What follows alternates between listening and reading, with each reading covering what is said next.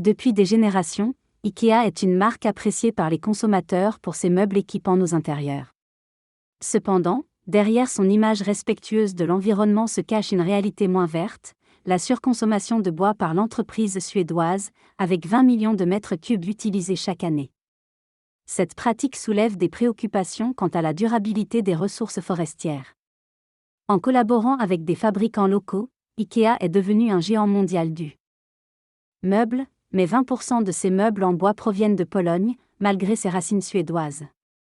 Fondé en 1943 par Ingvar Kamprad, IKEA a su exploiter le boom de la consommation de masse dans les années 50 en proposant des meubles abordables via un catalogue de vente par correspondance. Son succès s'est confirmé avec l'ouverture du plus grand magasin de mobilier au monde en 1963. Alors que l'entreprise continue de prospérer, la question de sa responsabilité environnementale se pose, notamment en termes de gestion durable des ressources forestières. À l'époque où les petits magasins de meubles étaient la norme, IKEA a révolutionné l'expérience d'achat en proposant des intérieurs clés en main à des prix abordables, en accord avec les valeurs politiques suédoises de l'égalité des chances. Ingvar Kamprad, fondateur d'IKEA, a négocié avec des fournisseurs d'Europe de l'Est pour proposer des meubles à des prix compétitifs. Cependant, la politique d'exploitation forestière en Pologne pour la production de bois d'IKEA suscite désormais des critiques et une opposition de la part des citoyens locaux. Des activistes se mobilisent pour protéger les forêts et lutter contre la déforestation, notamment dans la région des Carpates. Un groupe d'organisateurs, dont un étudiant en biologie et sciences de l'environnement à Varsovie, patrouille dans une forêt en Pologne pour empêcher la coupe d'arbres marqués pour être abattus, malgré les règles du code forestier polonais. Ils alertent sur les réseaux sociaux pour sensibiliser l'opinion publique contre l'exploitation forestière abusive, soulignant l'importance des grands arbres pour la biodiversité. Leur action vise à protéger les forêts polonaises face à une exploitation excessive pour répondre à la demande des industries mondiales de meubles, comme IKEA, connue pour sa stratégie commerciale de mobilier en kit et de renouvellement constant des gammes, critiquée comme du fast furniture. Ils encouragent à repenser nos habitudes de consommation pour préserver les ressources naturelles et la durabilité. Le magasin IKEA met en place des stratégies de neuromarketing pour inciter les clients à acheter plus. L'entreprise ajoute chaque année de nombreux articles à son catalogue pour stimuler les ventes. IKEA a externalisé la fabrication de ses meubles dans divers pays, prétendant agir de manière responsable envers l'environnement. Cependant, des allégations affirment que la société a utilisé du bois illégal dans le passé. Notamment de forêts primaires en Russie et d'Ukraine. Malgré ces controverses, IKEA continue de dominer le marché en consommant une quantité massive de bois chaque année, ce qui soulève des préoccupations environnementales. Des défenseurs de la nature, comme Gabriel, se battent pour protéger les forêts contre l'exploitation illégale, au risque de leur vie. En Roumanie, la lutte pour la préservation des forêts est devenue un véritable champ de bataille. Dans un pays frappé par la criminalité forestière, IKEA a décidé d'acheter des forêts malgré les agressions envers les défenseurs de la nature. Des accusations sont portées contre IKEA pour son exploitation forestière non durable, malgré ses engagements environnementaux.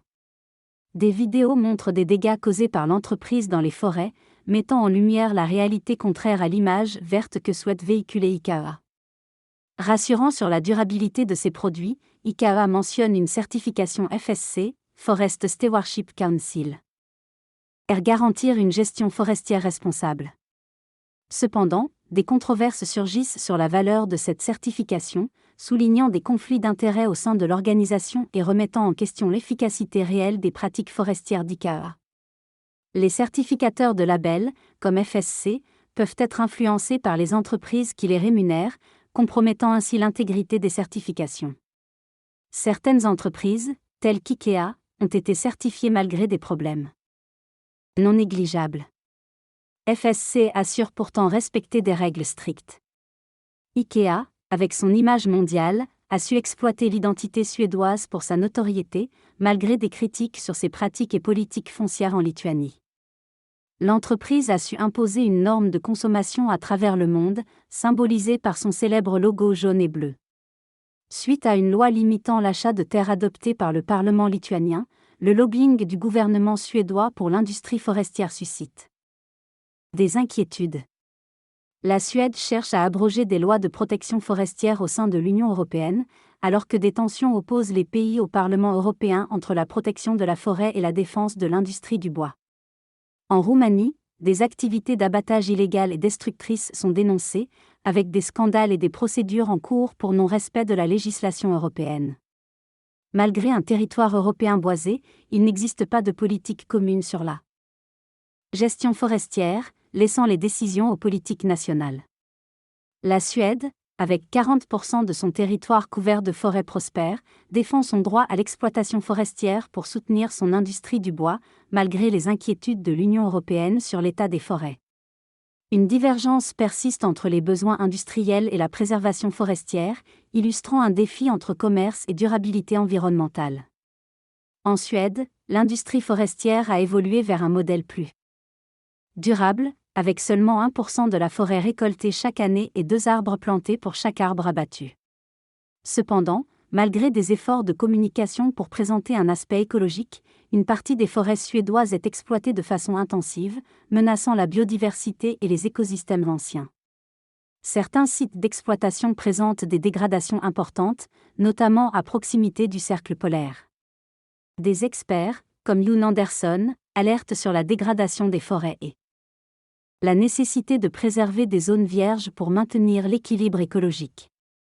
Il souligne notamment les impacts sur les rennes et les communautés autochtones, comme les Samis, qui dépendent de ces territoires pour leur élevage traditionnel.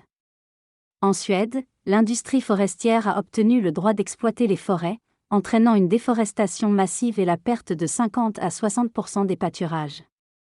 Les populations autochtones expriment leur opposition à cette destruction de leurs forêts ancestrales, menaçant la population de rennes et contraignant à changer leurs habitudes. La colonisation par les entreprises forestières est dénoncée, tout en demandant le respect des droits des populations autochtones dans la sylviculture. En parallèle, le fondateur d'IKEA, Ingvar Kamprad, a été révélé comme ayant eu des liens avec des organisations nazies et fascistes, ce qui a suscité un scandale mais n'a pas impacté durablement le succès commercial de l'entreprise. Par ailleurs, IKEA se développe en Amérique du Sud, notamment au Brésil, où les plantations de pins remplacent les essences d'arbres indigènes. Cristiano Caroef, propriétaire forestier, exploite des plantations de pins pour produire du bois destiné à la fabrication des meubles IKEA. Une parcelle de terre est en train d'être terminée, avec une région ayant un climat idéal pour la plantation de pins et d'eucalyptus. La rapidité de croissance des arbres dans cette région a incité à investir dans la production de bois pour la fabrication de meubles, notamment pour l'entreprise IKEA. Cependant, le fournisseur de l'entreprise, Mobili, a été sanctionné à plusieurs reprises pour des violations environnementales, remettant en question l'application du code de conduite de la chaîne d'approvisionnement. Au Brésil, la multinationale IKEA pourrait être tenue responsable des dommages environnementaux causés par ces pratiques.